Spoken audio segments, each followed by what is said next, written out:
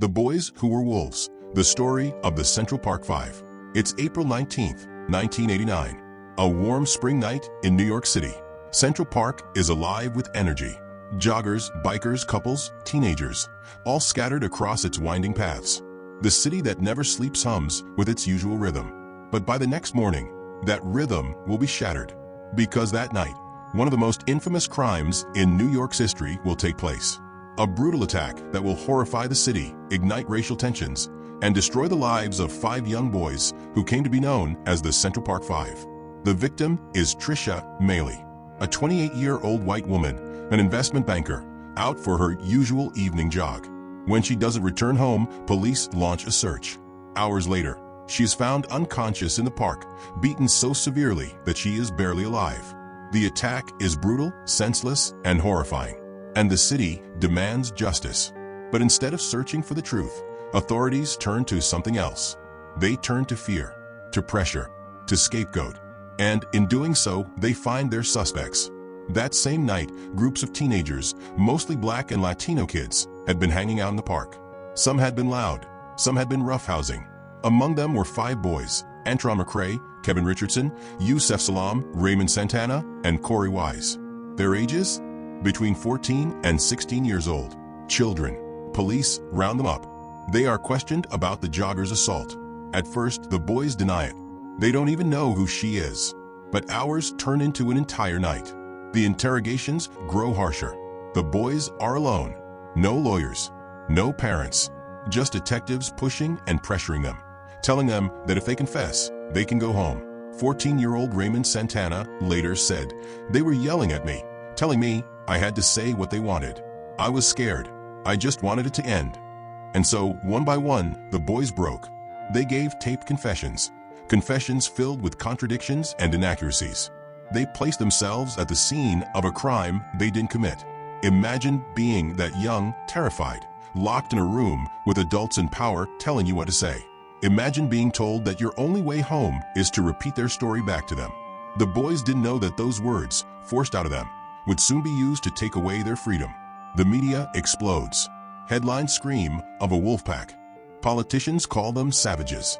Donald Trump even takes out full-page ads in New York newspapers, calling for the death penalty. The boys are painted as monsters before their trial even begins. At trial, there is no physical evidence tying them to the crime. No DNA, no fingerprints, nothing. The DNA recovered from the crime scene doesn't match any of the boys. But the confessions, shaky, contradictory, coerced, are enough. One by one, the boys are convicted, sent to prison. Their childhoods were stolen. For years, they lived behind bars. Antron, Kevin, Yusef, Raymond, Corey. Of the 5, Corey Wise suffers the longest. At 16, he is tried as an adult and sent to adult prisons. He endures violence, isolation, and unimaginable trauma. Meanwhile, outside, the real attacker walks free. His name is Matias Reyes. He continues to commit violent crimes while the 5 boys serve time for something they didn't do. Fast forward to 2002. Matias Reyes, already serving a life sentence for other crimes, confesses to attacking the Central Park jogger. DNA testing proves he is telling the truth. His DNA matches. The Central Park Five are innocent. Their convictions are vacated. After years of prison, after their youth is stolen, after their names are dragged through the mud, they are finally free. But what does freedom mean when your childhood is gone? When your reputation is ruined? When the world has called you a monster for over a decade? The story of the Central Park Five is not just about wrongful conviction. It's about a system that saw 5 young boys of color and decided they were guilty before a trial even began. It's about a media that fueled hysteria, painting children as animals. It's about a public so quick to demand punishment that it forgot about the truth. And it's about how the justice system coerces confessions, especially from children, to close cases quickly instead of finding the real perpetrators. In 2014, the 5 men reached a settlement with New York City, $41 million for the years they lost. But no amount of money could give back what was taken. They were fathers who missed raising their kids, sons who missed growing up in their families, teenagers who missed their youth. Raymond Santana said it best, "You can't put a price on freedom." The Central Park Five became symbols of wrongful conviction, Their story was retold in Ava DuVernay's series When They See Us, which introduced their pain to a new generation. But beyond the drama of television lies the reality. For every Central Park 5, there are countless others still locked away, victims of coerced confessions, false accusations, and a system that fails the most vulnerable. When you hear the phrase, innocent until proven guilty, think about these boys. Were they treated as innocent? Or were they treated as guilty from the moment police laid eyes on them?